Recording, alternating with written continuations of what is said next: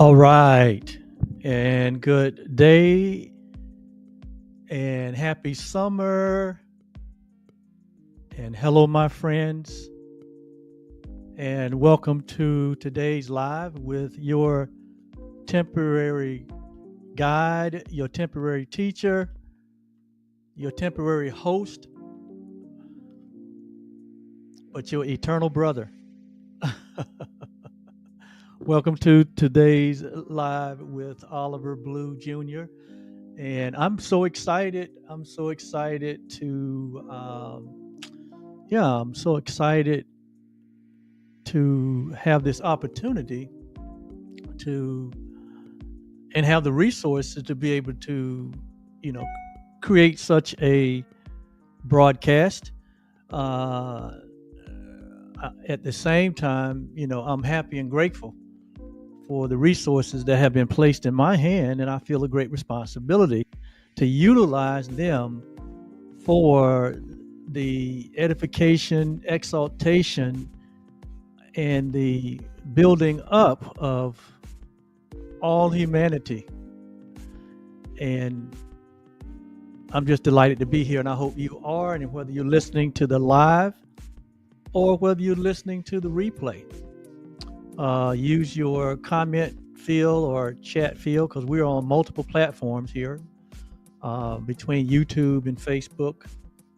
But hey, just let me know that you're there, and just say, hey, I'm here and I'm listening. And hey, if I don't see you in the live, if I see you in the replay, I'll come back and shout at you and give you some love. All right. So I'll put my comment field up. So, hey, but good morning, good afternoon, good evening, wherever you might be listening in or watching. This is my way of showing up in the world as I guess you could call me a teacher, but it is my expression. It is one of the expressions that I have, and one way that I show up is through these types of live broadcasts. And it's my way of sharing the love. It's my way of helping humanity to wake up. I call these moments, sometimes I call these moments, sharing advanced spirituality, but it's really nothing advanced about what I say or anyone say. The truth is, and then there is nothing else.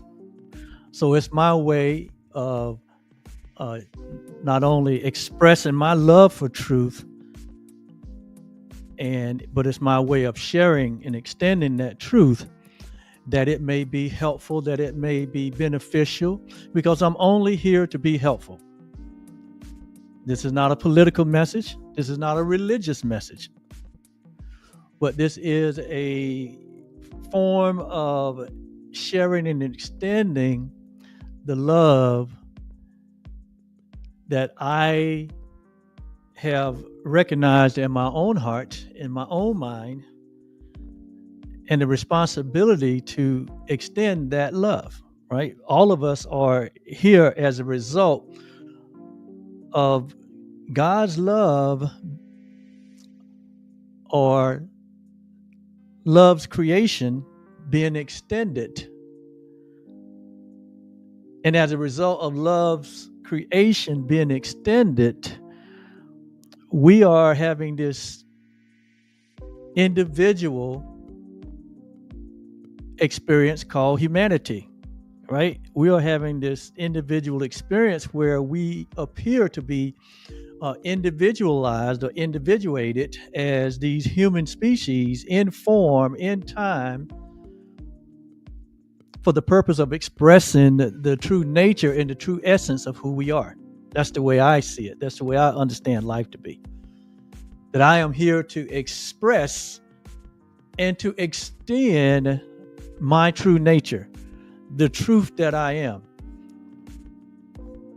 And after being on the planet 66 years, and after walking this walk, and being in on a journey of self-discovery, I have come to the conclusion that who I am is not what I thought I made myself to be, but who I truly am in essence, who I am, that I am, is not what necessarily my parents gave me through a birth, but who I am in truth is an extension of the divine. I'm an extension of that which is eternal. I'm an extension of that which is love. I'm an extension of that which is reality. And as an extension of reality, my purpose is ingrained. All of our purposes is ingrained in our creation. And that purpose is to express the nature or the essence of who we are. And I have come to the understanding is that we are as we were created, and we all were created in, by, and through love. And so I'm here this morning. I am here this morning only to express the love that I share with all humanity. Now, I know on the surface, there are so many voices, there are so many elephants, there's so much diversity, there's so much division, there's so much separation, there is so much hurt, there is so much anger, there is so much abundance, there's so much lack, there's all of this hodgepodge of emotions and sensations and feelings and situations and circumstances and conditions, not only on your personal level, not only on the personal level, but on the family level, on the community level, on the state level, on the national level, on the country level, and on the global level. 2025 has presented itself as a season of turmoil, one might say. And so in the midst of all of that, I come this morning. I come in peace. I come to share the good news, right? Because all of this year, I made a promise and a commitment to stay on the subject of identity, because I believe that is the missing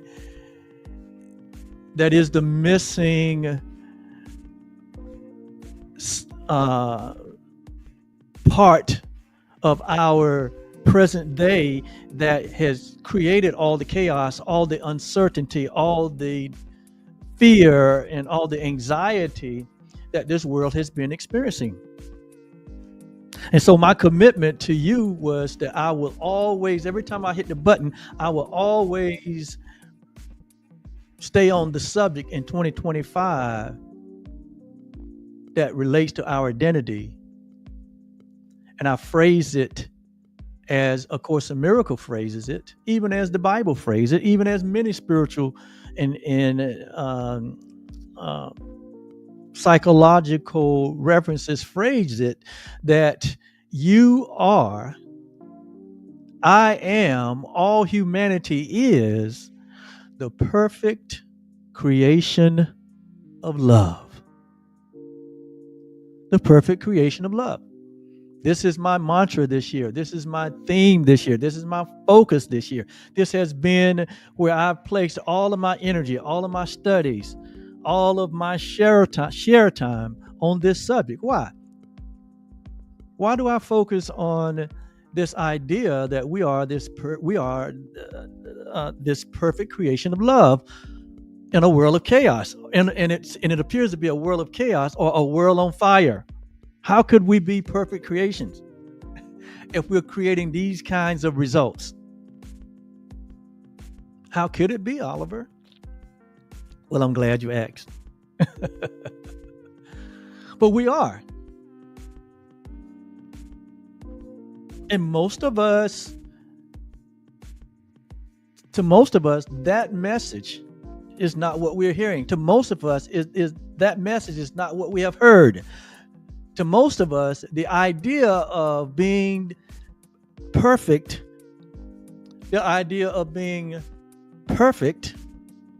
is fearful to us. It is foreign to us.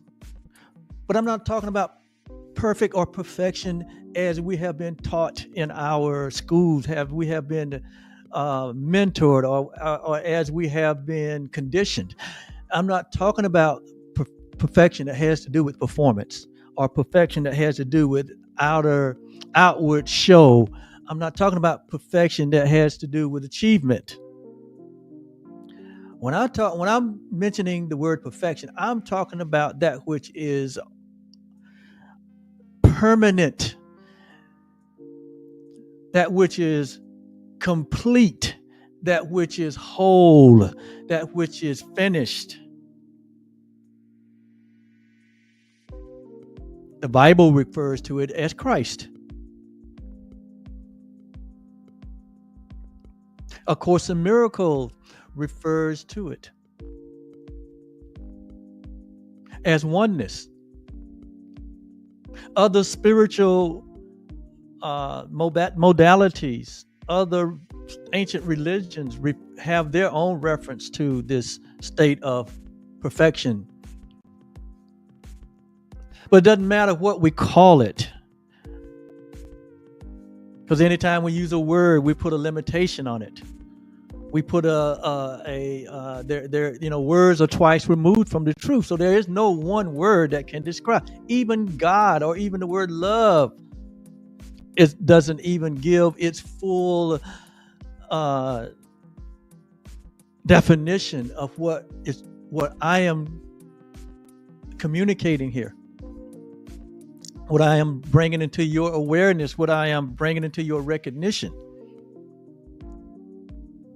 Because who we are is beyond what words can describe. It's beyond what words can add value to. Right?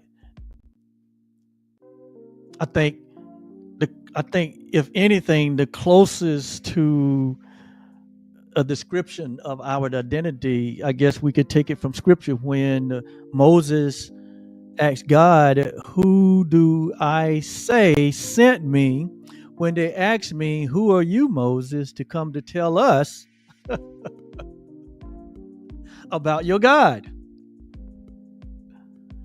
And God said, "Hey, just say to them that I am. I am that I am sent you." And so I think those are probably the two most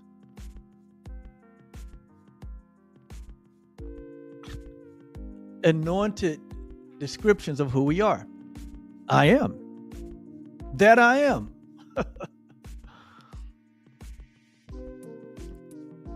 And so, yes, so I continue along these lines of talking about the perfect creation of God. And when I talk about perfect creation, I'm talking about us coming to know our I am self. The self that we share with God, the self that we share with one another. That in reality, there is only one self. In reality, there is not 8 billion people. There are not 8 billion individual cells, but there's only the one self. There's only the one life. There's only the one love. And we all share that one I am self. That's what perfect creation is. It's a recognition of our oneness, that there is only the one, and that we are a part of that. When we talk about perfect creation, I'm talking about that which is divine. I'm not talking about that which is earthly, but that which is divine, that divine being, a recognition of our being, and that there is but one being, and that we all share that one being. There's not a multiplicity of beings, but it's only the one being, and we are that. I am that. You are that. All humanity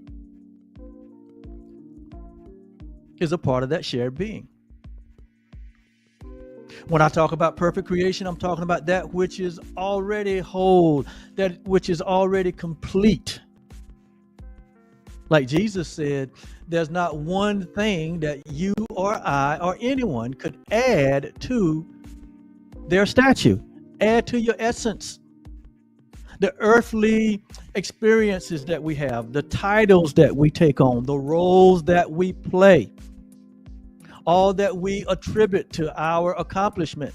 None of these things really add to our value. None of these things really make us any different or better or less or superior or inferior to anyone or anything.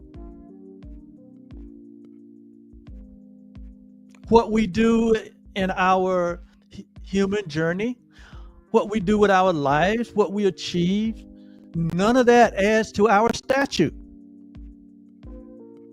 Because in creation, we have been given all and in all. We have been given everything. There is nothing missing and there is nothing broken in your life. You may be having an experience of lack, of fear, of doubt, of anxiety. You may be having an experience of low self-esteem or even high self-esteem. You may be having an experience of not having the things that you think you need or the things that you want. You may be having an experience of where you got so much that it'll take you 20 lifetimes and you still couldn't expend all of it on yourself. You may be at the top. You may be what you think at the bottom or even the middle. Regardless of where you think you are, regardless of what your human experience has been, regardless of what your journey, regardless of your age, your race, your nationality, your gender, your denomination, your choice of political affiliation, your choice of who's your favorite team, your favorite sports. It doesn't matter what you like or what you dislike. It doesn't matter what part of the globe that you live on. None of those things add to your statue. None of those things add to your I am self. In other words, what I'm trying to say here is that in reality, right, in the permanence of things, in this temporary experience that we're having called life, yeah, there's all kinds of duality. There's all kinds of levels and all kinds of experiences that is a result of people's choices. But at the end of that day, at the end of that experience, reality has not changed. Love has not changed. Who we are has not changed. We remain who we were created. And what is the essence of our creation? That has not changed. Nothing we do in this earthly life, whether you're the king or you're the pompous, whether you're in the White House or the crack house, whether you're in either of the 7 continents and you're choosing to have some religious practice or some political affiliation or some social affiliation, all of that stuff, nothing that we do in this life, nothing, absolutely nothing changes who we are. So you can kind of say like this life is like a dream, row your boat gently down this stream, merrily, life is but a dream. But it's basically what it's saying is life is just a temporary experience. It has a beginning and it has an end. It's temporary. Poof, one day and it's gone. But what is left? If you stripped all of your life experiences, if you basically like unclothe yourself of every sensation, every activity, every thought, every decision, every experience, if you just stripped all of that away from your memory bank, what is left? What is at the core of your nakedness? Your perfect creation. And that's what I'm trying to get to. That so much emphasis is placed on our human experience. And there's nothing permanent here in life. The only thing that is permanent in life is your creation. The only thing that is permanent in life is your divine self. The only thing that is permanent is your heavenly self. That which you were before the human experience, that which you will be after the human experience. Your divine, timeless self. Your I am that I am self. That is the only thing that is permanent in this world. And what I'm here to help is for us to all get in touch with that, because at the nature of that is love. At the nature of that, at the essence of that is love, the perfect creation of love, which is our true identity. And I believe, and I've said it from the beginning of this year, that there is no solution to what we appear to think that are major problems. There are no solutions to the problems that we have created. But there is a reality. There is a recognition. There is an awareness. There is a reminder that when we awaken to our true self, our true I am divine self that we all share, that all the seeming problems that we had will go away. All of the hatred, all of the vitriol, all of the thoughts of supremacy and inferiority, and all of the ideas that we hold that has their basis in separation and division, that has their basis in the idea of that we're different. When we discover who we are as the perfect creation of love. And this love is the one shared being, the I am that I am self that we are. And all the seeming evils of our day, all the lovelessness of our day will dissolve in an instant, in a twinkling of an eye. So where's the real problem? The real problem is in the mind of humanity, where we are holding on to ideas. We're holding on to false ideas that have their basis in separation, that is resulting in what is being manifested in our world. So the mind has to be healed. The mind needs to be renewed, as the scriptures say. Be not conformed to this world, but be ye transformed. By the renewing of the mind, by the remembering, by the recognition of who we are. And so indeed it is true. You are the perfect creation of love. All humanity. And there is no exception. If there was an exception, then it wouldn't be love. It wouldn't be love.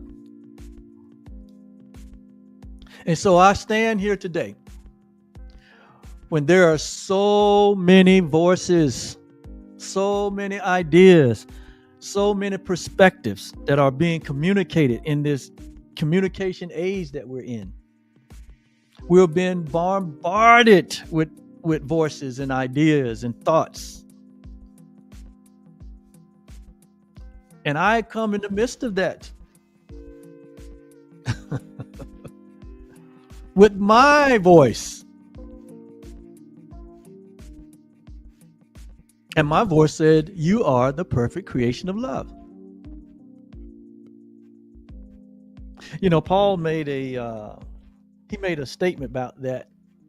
Many voices over in 1 Corinthians. And first, for you Bible scholars, you know, I use the Bible. I use many different resources, right, to help point us to and to support the truth. That is true always. And so here in 1 Corinthians chapter 14, verse 11,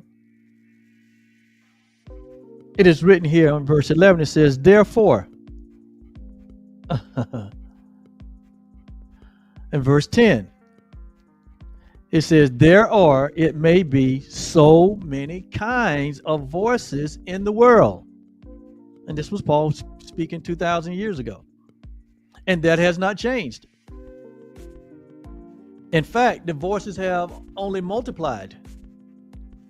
You have, I have, all of us have access to so much information, so many media resources, so many ways that we can hear voices, spoken voices, written voices. Even the way that people live their lives in front of us. That's a voice. They're teaching, they're communicating something. They're communicating what they believe. We all are communicating what we believe. We're all teaching what we believe. Our life is a reflection of that. Some believe that humanity is expendable. That humanity, some based on their race or their nationality or their gender or their belief or how they choose to love and who they choose to love. Some believe that has no value and it needs to be extinct. It needs to be done away with. And so they see that voice, that expression as to be done away with. To kill it, to shoot it, to exterminate it. That's the idea that they're holding in their mind. There's others that believe that all humanity is valuable and is to be loved. And so they communicate with their life. They're all creatures, all creation is created equal and has the right to pursue happiness and fulfillment. And that we all can eat from the same table in peace. Some people hold that idea and they live their life that way. And so here, as it was 2,000 years ago, as it is here in 2025, it says, "There is, I know not." Paul says, "There are, and it may be, so many kinds of voices in the world, and none of them are without meaning. None of them are without significance." Every human expression is a voice, and none of it is without meaning. None of it is without significance. Why? Because each voice, each individual is expressing what's in their heart. They're expressing what they believe. Your life is a reflection. The results of your life is a reflection of what you believe in your heart. Because eventually what is in the heart, out of the abundance of the heart, is what you're going to express in your life. And it's what we have expressed in our lives. And so we see, when we see the abundance of the expression of separation and division, when we see the abundance of suppression and oppression, when we see the rejection of diversity and inclusion, people are just expressing what is in their heart. On the other hand, when we see a life that expresses oneness and shared interests, a life that communicates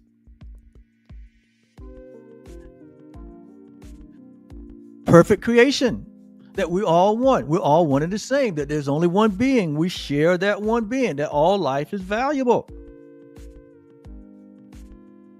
then they're expressing what's in their heart. Jesus said, out of the abundance of the heart, he said, the mouth will speak, your life will speak, your actions will speak, your perception will speak, your perspective will speak. What is valuable to you will speak. It will be communicated. So all of us, our lives is teaching and communicating what we believe. And if we believe that all humanity is created equal, and all humanity has been endowed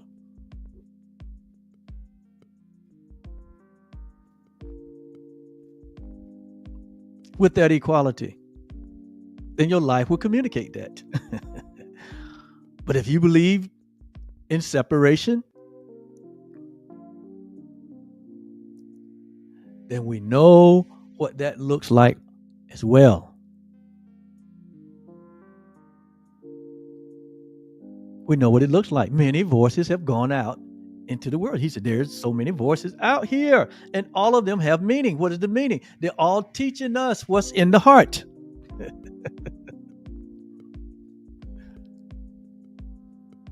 And you've heard me say here many times,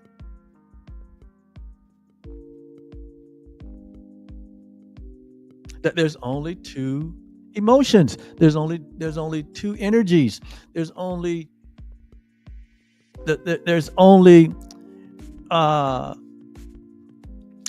love, or there's only fear. And that in every moment we're either coming from a place of love, or we're coming from a place of fear, and that fear represents separation.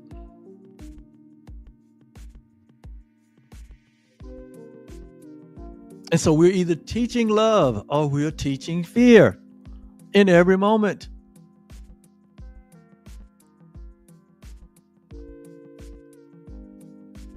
But as all of the traditional religions teaches, most all of the psychology teaches,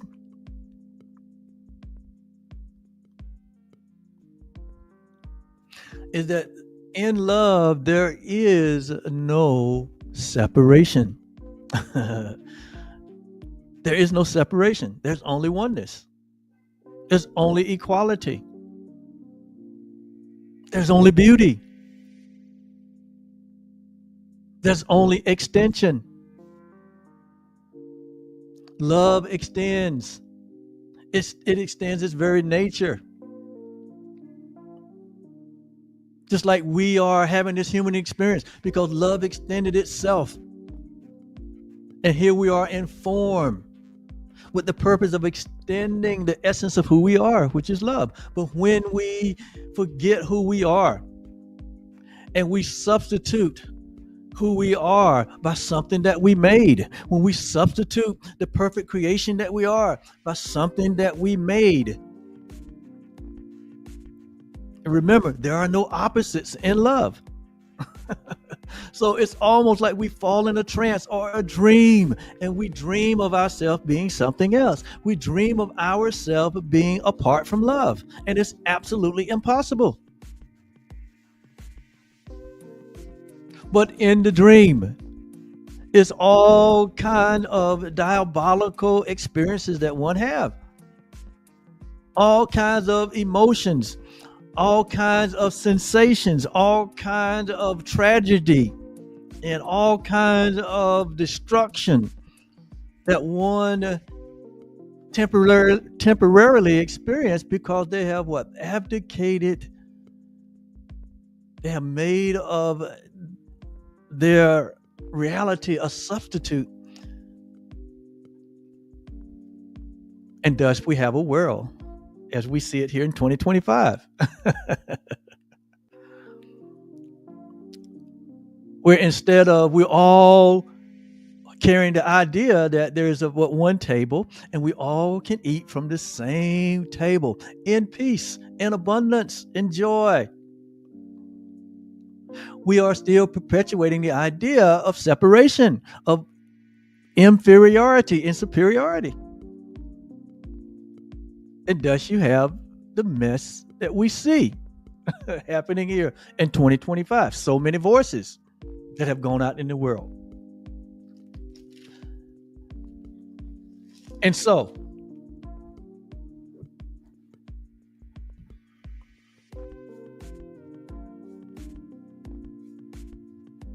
I got too much to say here this morning. I'm about to explode, but I'm not going to. I'm going to keep my composure. I'm going to keep my composure because I only want to be helpful, right? There's enough out here. There's enough voices out here that are pulling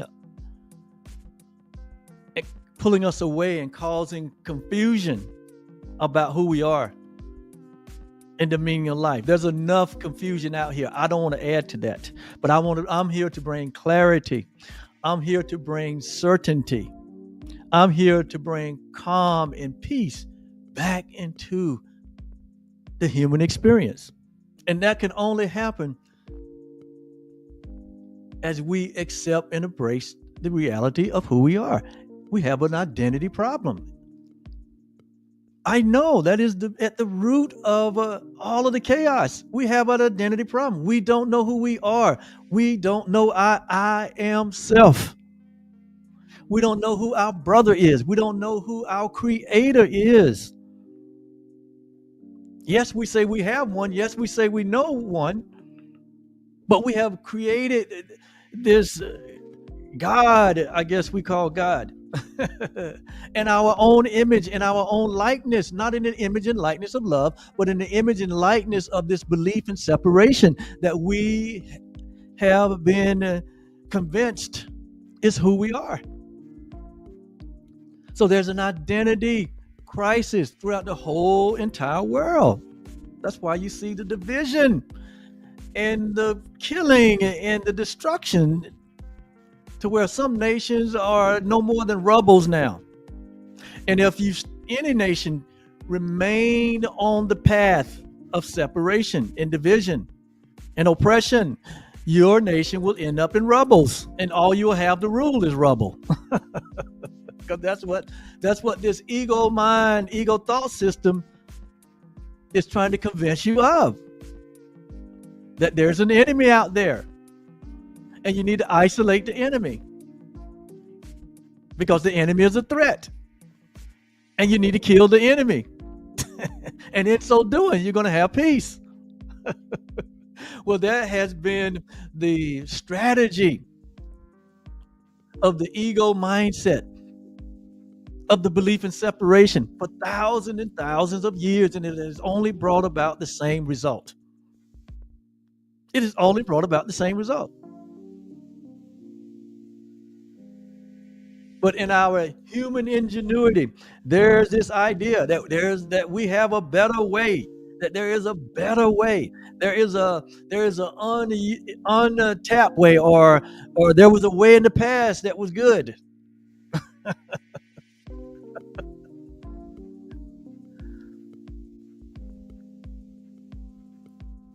And if we just follow that path, we follow that idea, we're going to have peace, we're going to have prosperity, and the enemy will be destroyed. And the only thing that is at the end of that idea is our own destruction, our own disappointment, our own lack of peace, our own lack of happiness. Many men, many women, many nations, many religions have tried it over and over and over again. Look down through the annal of history, and what you see is a bloody mess, a bloody trail of destruction.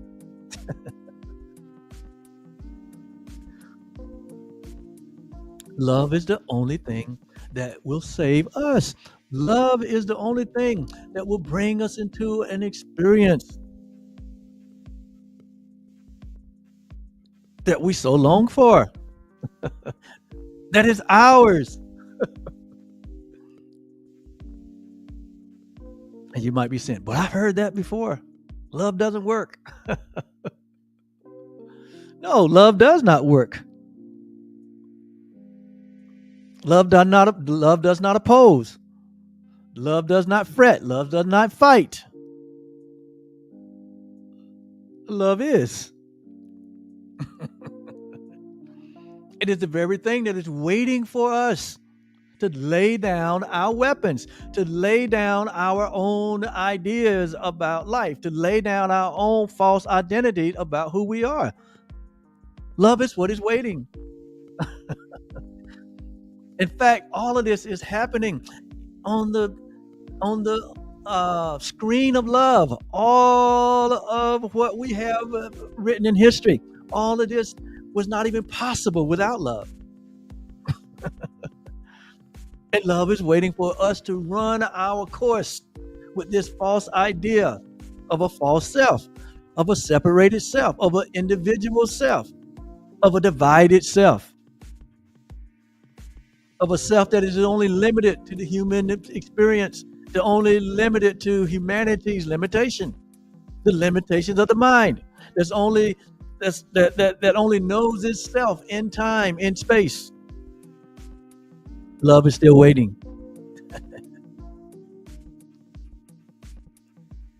You know, when they asked Jesus, when the religious folks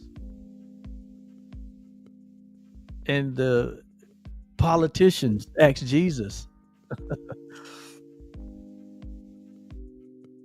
in the discourse as it is written, when they asked him,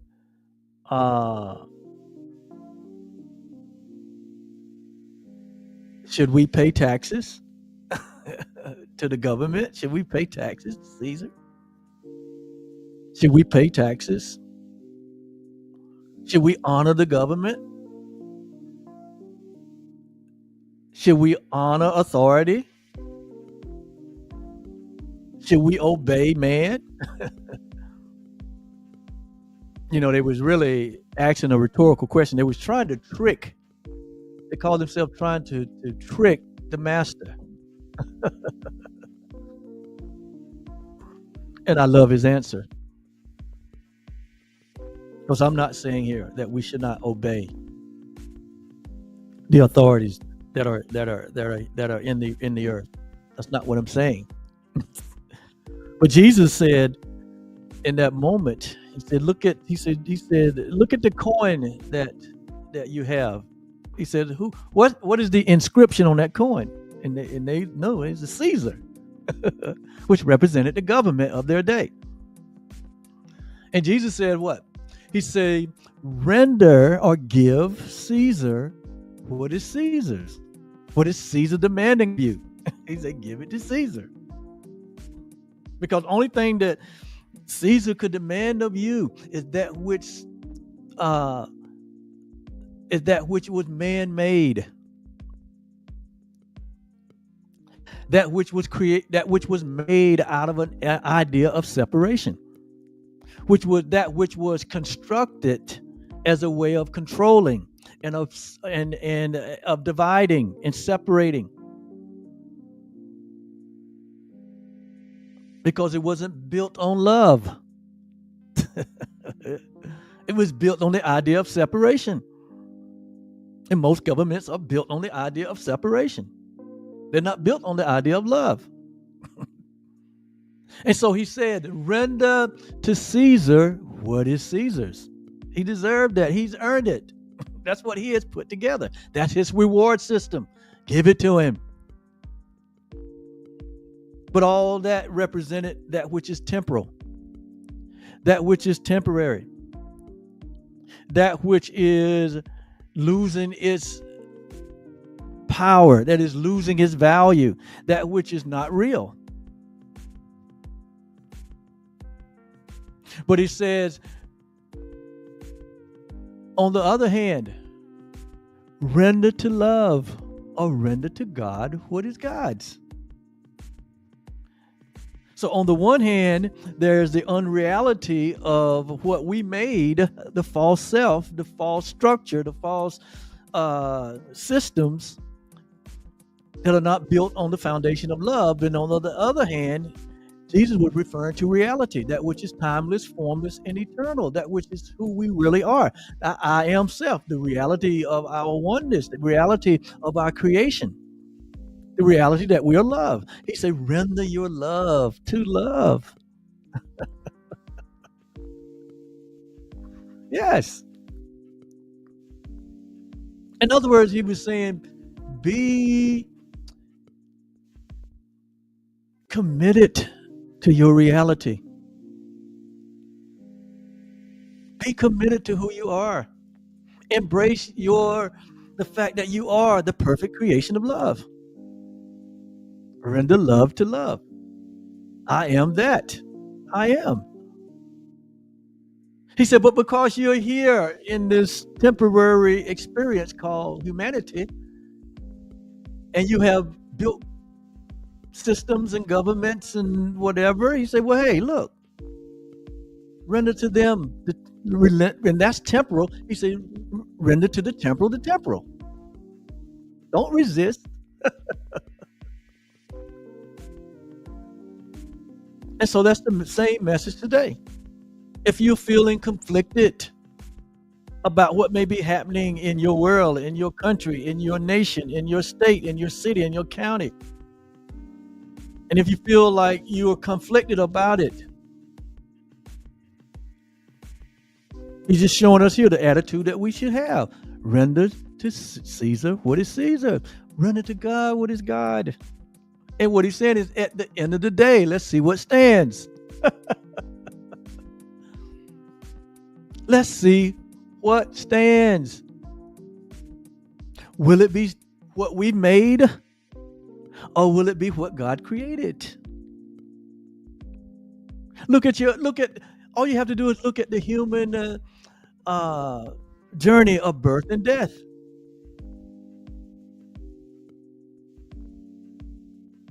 Your parents gave you the body and the body mind, and it has a birthday, but unfortunately it has a death date.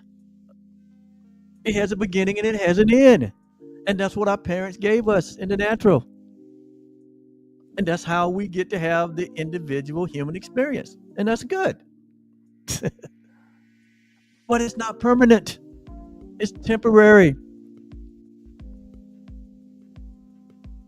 But on the other hand, God gave you life. God gave you eternity. God gave you reality that is eternal, that is everlasting, that is infinite. And what God gave you in creation, it is what you were before you had the human experience, and it is who you are during your human experience, and it is what you will be after the human experience. And so what we're trying to get our listeners to understand is that, hey, while you're having the human experience, the best life you can live is the expression of the life that God gave you, which is love. So the purpose of life is love.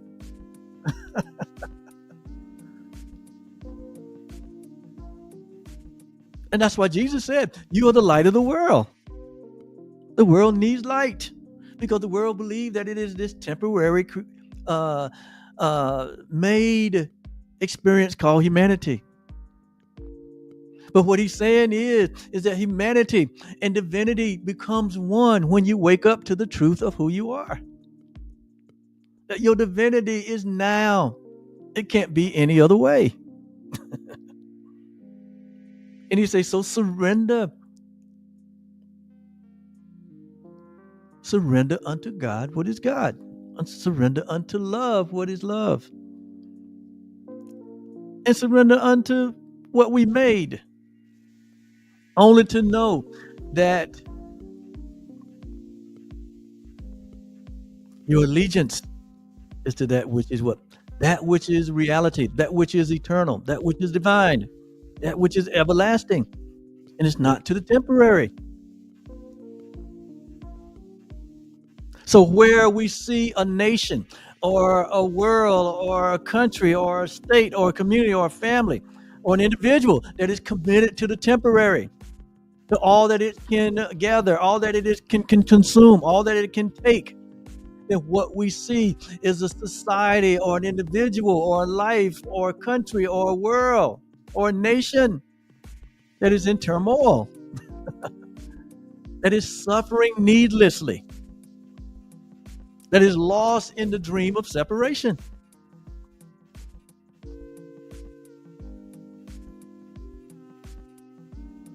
I hope this is helpful. In fact, I know it's helpful. If we're going to ever extricate ourselves from our own self-destruction, if we're going to extricate ourselves from our own made-up hatred and division and separation, if we're going to ever extricate ourselves from our own lack of peace,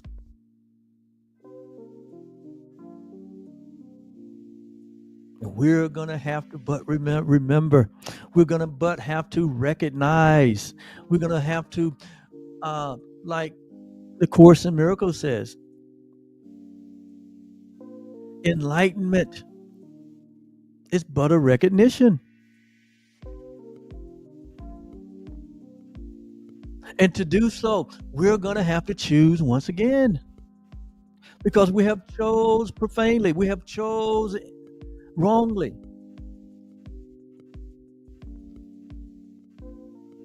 And we can choose again. and what causes us to choose again, or what is required for us to choose again, is to let go of the idea of separation, to forgive, to give up the idea of the belief in separation, of the belief in inequality, of the belief in superiority and inferiority. We have to let that go and embrace the reality that there is but the one I am, and we are all a part of that it is the one shared being that we all share, that love hasn't forgotten anyone.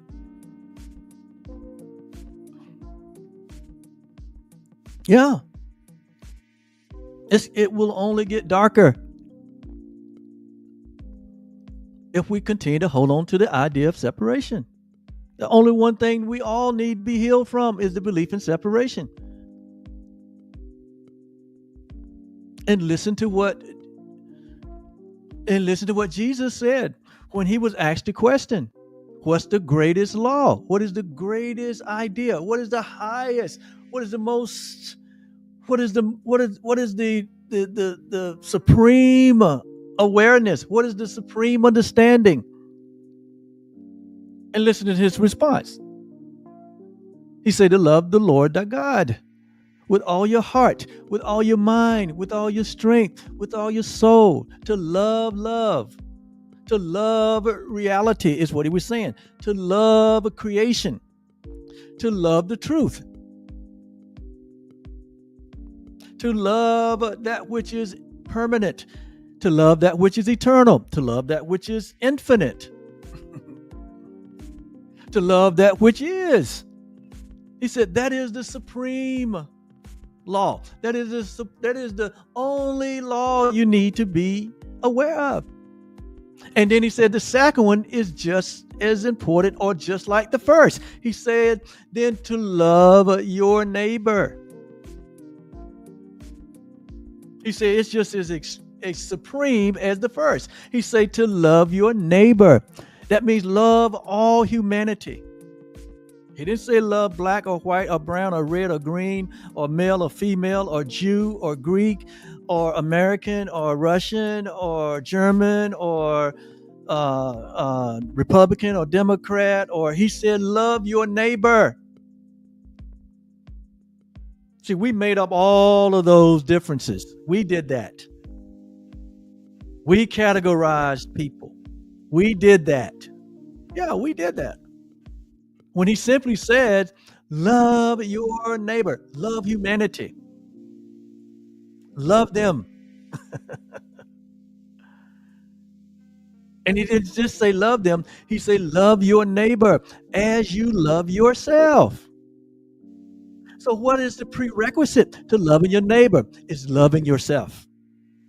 See, when we don't love ourselves, we gravitate to the idea of separation.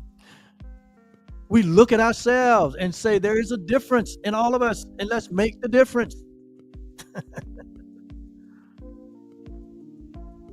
So that's when we get way off course. He said, but love your neighbor as you love yourself. That means that self-love is at the root of our peace. It's at the root of our prosperity. It is at the root of our perfect creation, loving oneself. But you cannot love the self that you made. You can only love the self that God extended, which is his very own self. You can only love the self that God created. And God can only create like himself. Love can only create like himself. So you have to embrace the fact that you are love. You are whole. You are complete. Missing nothing. You are not this body. You're not your nationality. You're not your social security. You're not your social security number. You are not all the labels that you have been labeled with since you was first born. You are not any of those things. Paul puts it this way in scripture. He says, in Christ, there is no Jew nor Greek, no bond nor free. There is no black nor white, no male nor female. There is no Russian or American or German. There is no Indian. There is no, all these diversities, all these many voices. He said, there is none of that. But we're all one in Christ. We're all one in love. And until we embrace that reality, we will continue to suffer needlessly.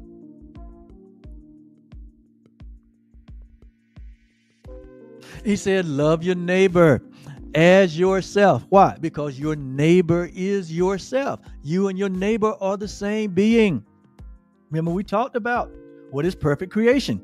The one I am self that we all share. What is perfect creation?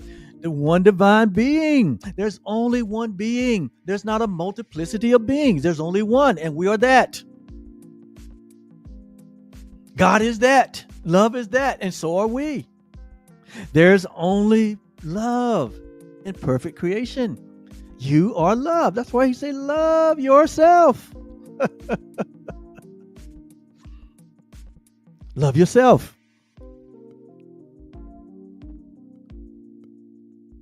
All the hatred that has been put on display, everything that we see that we know is antithetical to love. It's only that way because the people that are communicating that and trying to legislate that, they don't love themselves.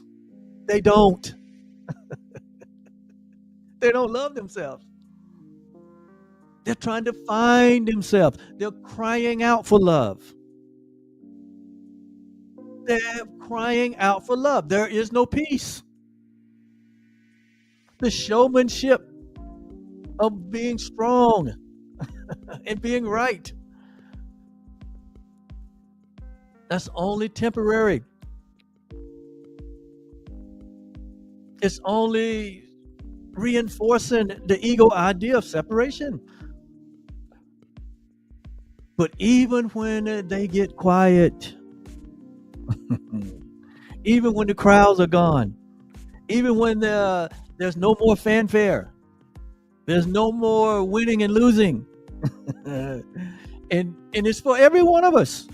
When we get to ourselves and there's no more voices, and we're trying to be at peace, we're trying to be at rest, there's a still small voice that speaks to us. Our own voice speaks to us and reminds us of the one being that we share, of the one divine self that we share, of the I am self that we are part of, and that we should let go of anything or any idea that is antithetical to that. In other words, we need to choose again. Realize that we have chose wrongly. When we see humanity as something to be eliminated or to be destroyed or to be used or to be manipulated, the voice of Christ speaks to us to choose again. All of us. And the more we resist, the more we resist the truth that is ever present. Like Jesus said, what if a man gains the whole world and loses his own soul? He loses his own peace. The peace that belongs to him belongs to everyone. And only becomes at a point where we resist and continue to resist. The Spirit of truth will never stop speaking to us about awakening and embracing this higher reality of love, which we all share, and to let go of our oppressive ideas, our hateful anger thoughts and ideas, the way we're treating one another, the way we're communicating, the falsehood that's in our hearts. And so if you in this moment, when I say in this moment, in this 2025 moment, if you are feeling discouraged, if you are feeling like, where is God? If you're feeling like, where is love? If you're feeling like fear is winning, hatred is winning, love is not winning, well, it's not a matter of winning and losing.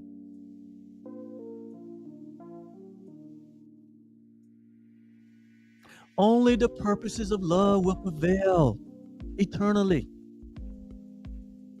Mankind have tried from day one to go his own way, to do his own thing, to make up his own ideas.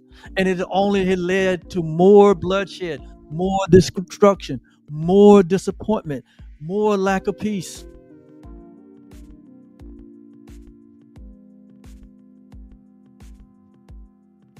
And it will continue to run its course until humanity wakes up. Wake up to the unified self that we all share. So in this moment, don't be discouraged. Stay in love. Stay in forgiveness. Continue to be the light of the world.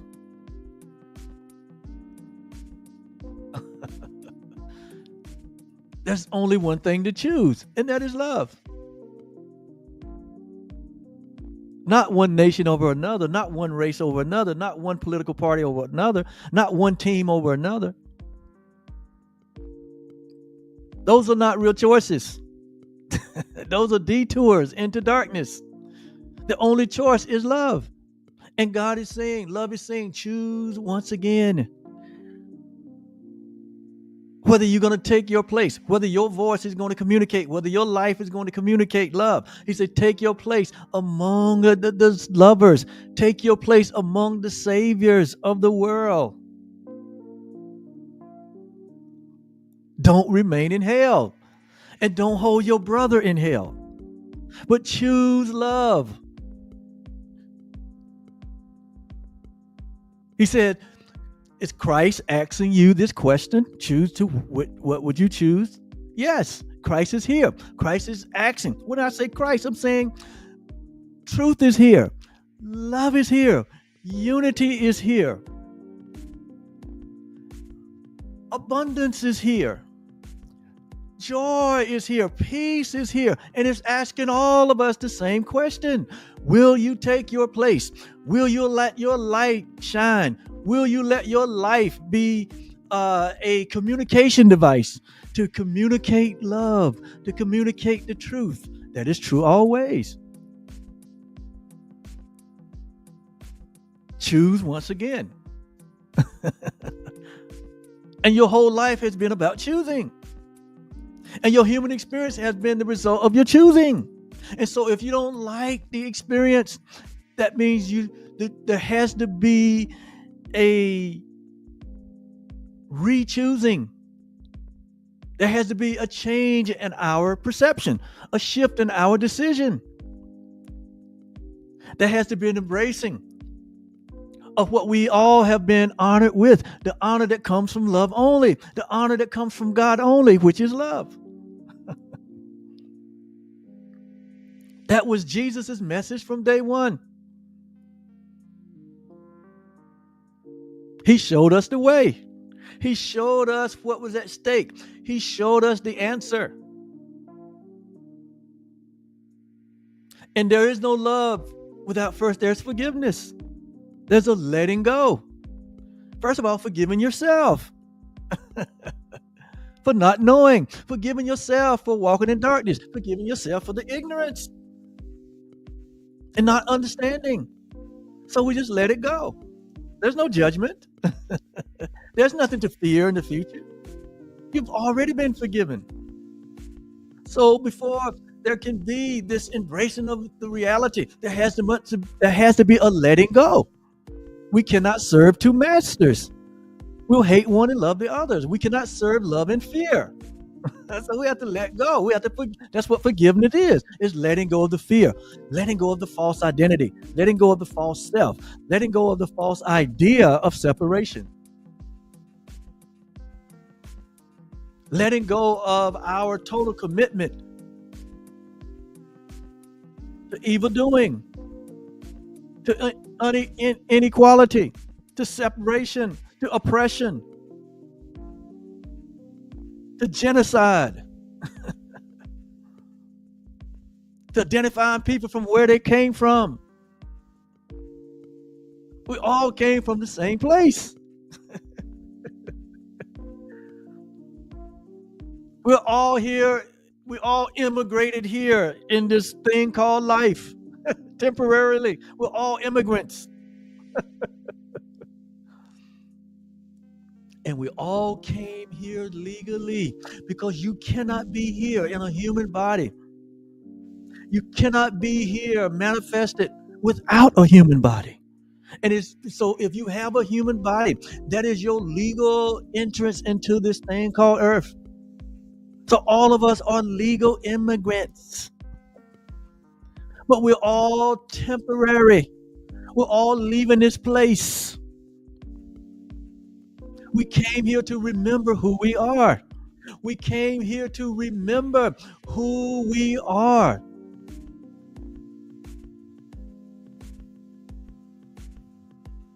And to let our light shine, to let our love shine, to love one another.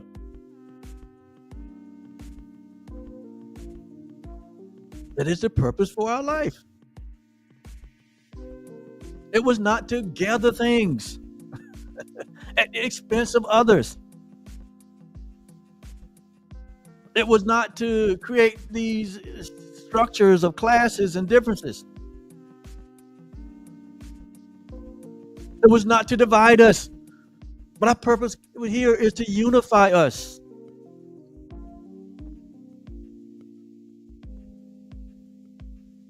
So we let it go. Until you let it go, you can't experience yourself as love. Until you let it go, the peace that passes all understanding will only be an idea, but it can be a lived experience. You can experience the peace. You can experience the love, and it comes when we embrace the I am. That I am unified divine self that we all are, with no exceptions. No exception.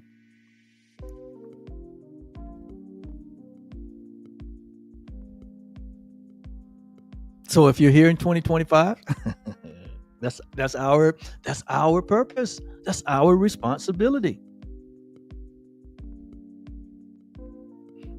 I made a post a few weeks ago. Some of you may have heard it if you follow me on my social media platforms. And I think this quote kind of sums it up. I said, until you know and accept, it's one thing to know, but there's another thing to accept. Until you know and accept the fact. And when we use the word fact, that means that it is changeless. Until we accept the changeless, until we accept the eternal, until we accept that which is permanent. He said, I said, until you know and accept the fact that there is no separation between you and the divine. Until we embrace that we are the divine. You are that now.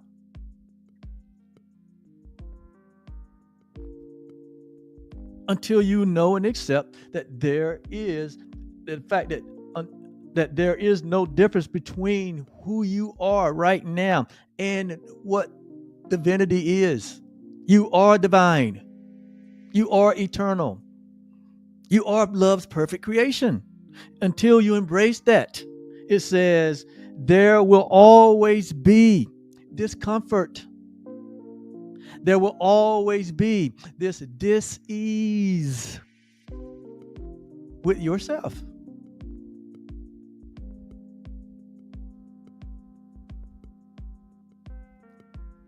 An apple can only be an apple. A squirrel can only be a squirrel. A light can only be a light.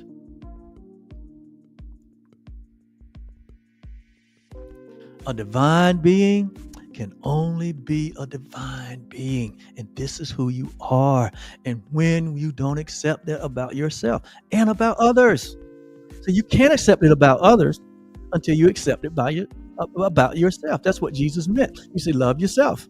Love the fact that you are a divine being. Love the fact that you are this unified I am self.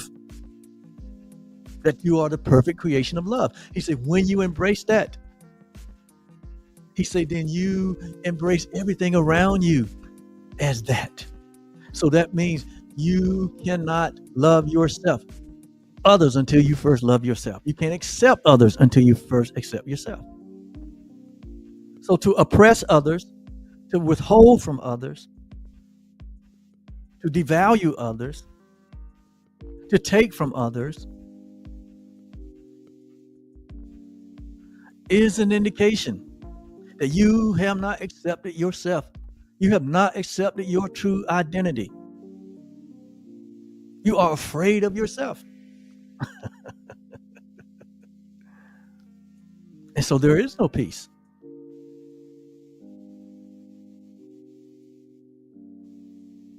In your human experience.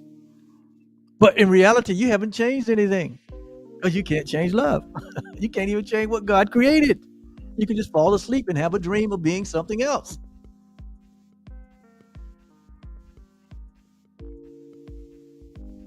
So until you accept, and me, and all of us, this is an individual thing. The nation can't accept it for you. Your mama can't do it for you. Your team can't. This is individually. You have to wake up yourself. He said, because until that happens, you're going to always be in discomfort, uncertainty, and you always have this sense of dis-ease about your own self.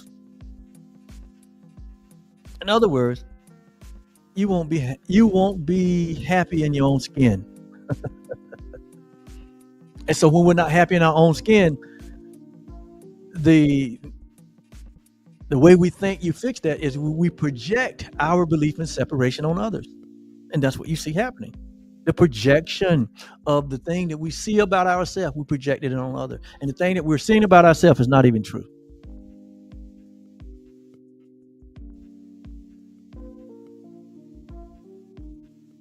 So what am I talking about here? The recognition of love. is the recognition of yourself. When we recognize love as ourself, that's when we love ourselves.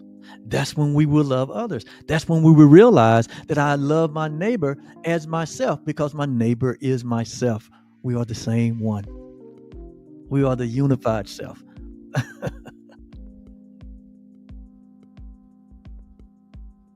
So how are you experiencing yourself here in 2025? How are you experiencing yourself in this moment with all the chaos? What do you think about you? What do you think about the world around you? What do you think about all the division and the strife? What do you think about all of the hatred? What do you think about all the division? What do you think about what the wars and the rumors of wars and the destruction and what we see happening in people's lives, what we see, what governments are doing, what religious communities are doing? Because religious community are at the really head of all of this division. None of it could happen if the religious community wasn't asleep. If the religious community was awake, none of this would not be happening. It would not be happening. It's only happening because the religious community is asleep. That thing they call church is asleep.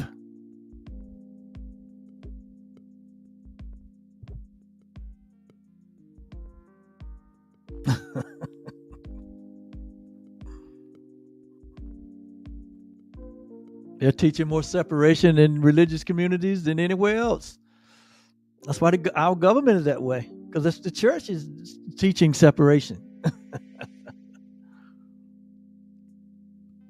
Sinners and saints, that's separation. Jesus said he's reconciled the whole world to himself. There's only the one. So you're calling what I created sinner and saint? You're calling what God created sinner? Hell and heaven. See division, teaching division. Going to hell, going to heaven.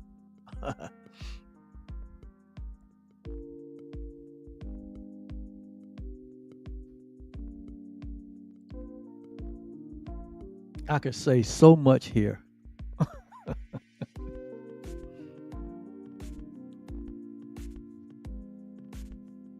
Choose once again.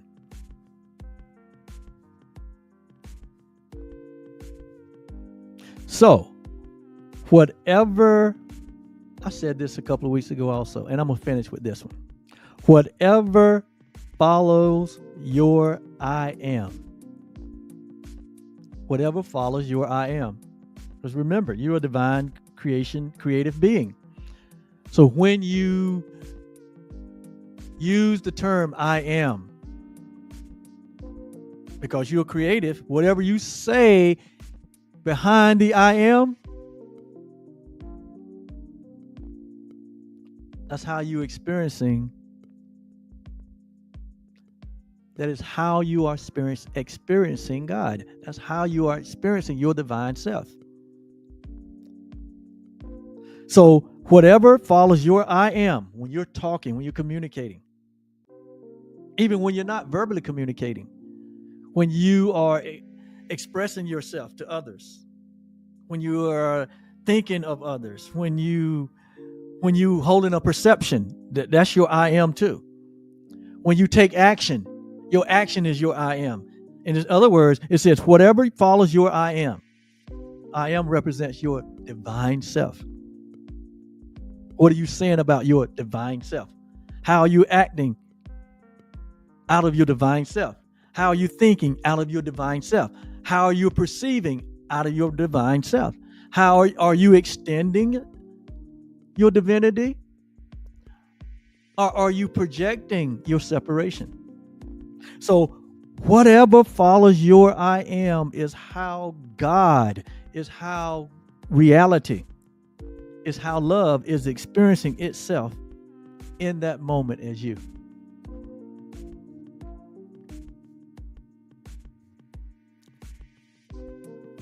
I said earlier, all of us are teaching something. We're all teaching something. Your life is teaching who you are in terms of who you see yourself to be. Your life is a communication device. And it is either teaching love or it is teaching fear. That's the bottom line in every moment. That's why we spend so much time here talking about becoming a master of your love. And what does a master do? Jesus became a master of love. What does the master do? He chose love, what? In every moment, in every situation, in every circumstance, in every condition. He didn't let the external conditions change his mind. He didn't let the external circumstances or condition to influence him to see differently than love. That's why every person that he encountered, he saw only love. The Course in Miracles says Jesus saw the face of Christ in everyone, and he remembered love. When we wake up to the truth of our unified divine I am self, we will begin to see the face of God in everyone. We will begin to see the face of love in everyone. And so in that moment, we will choose for love. We will choose to extend only love, to build up, to support, to add to, not to tear down and destroy. Now, not to separate. We would choose not to create a specialness. We will embrace all humanity. We will embrace all humanity because love has no exception. If you are operating from a point where you are embracing some and making exceptions to others because of the color of their skin or their nationality or their position in life, you're not communicating love. You're communicating fear. And fear has torment, as the Bible says. You're tormenting yourself. You can have no peace. And so when we see this on full display, faint not, be not dismayed, don't be discouraged.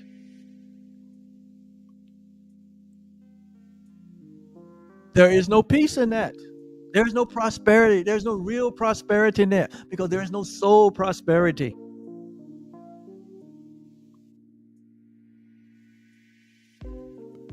There's dis-ease. There's discomfort. So don't acquiesce your love. Don't acquiesce. Don't be like. Don't join into that. But choose to be a savior of the world. Like the Course says here, and I'm going to finish this. I know I keep saying I'm going to finish. And I am going to finish. But I want to finish right here. This is out of A Course in Miracles. The last chapter, the final vision. Choose once again is the title. Choose once again. Just think about it. The last title in this great spiritual writing reminds us to choose again and again and again and again. Your day is filled with choices. You're making decisions all the time. And here it's instructing us and reminding us at the very end of this great resource called A Course in Miracles, or even the Bible, to choose again. Choose once again. It says choose once again. If you would take your place among the saviors of the world or among the lovers, you got to choose. In every moment, we're choosing either to be lovers or haters. It's just that simple. Our life is either expressing love or it's expressing fear, which is hate, in every moment. And our goal is to become masters of love by choosing love in every moment. So he says, choose once again. If you would take your place, it is your place. Love is your place. Love is your inheritance. Love is your life. He said, choose once again whether you would take your place. It is your place. God created this place for you. He created it for all of us. This place of oneness, this place of unity, this place of abundance. He said, take your divine place. Sit here in the place that I have created for you. He said, choose once again if you would take your place among the saviors of this world. Your life is either in a state of salvation, that you are in a state of promoting love, promoting peace. That's what a Savior does. Forgiving, seeing the face of Christ in everyone, seeing love everywhere. He says, take your place among those that are saviors of the world, or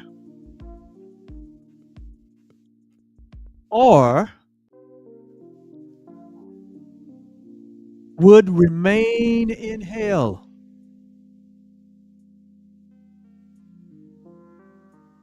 So if you want to know where hell is, it's not a place you go to after you die. That's concept, that idea. Take it out of your mind. We made that up. But here he's saying real hell is when we don't take our place in the world as saviors, as demonstrators of love. He said not to take your place is to be in hell, or in a hellish state, in a state of fear, of dis-ease and discomfort.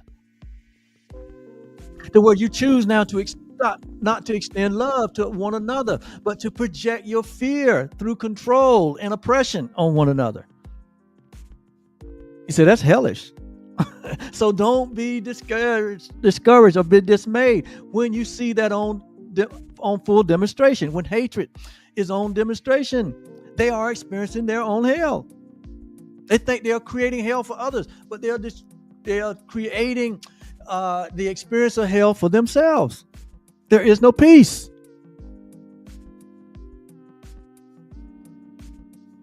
When we don't love our brother, when we don't love our neighbor as ourselves, we are creating hell for ourselves in that moment. But here he's saying, choose again to be the savior, to be the forgiver, to be the lover. He says, or would you remain in hell and hold your brother there?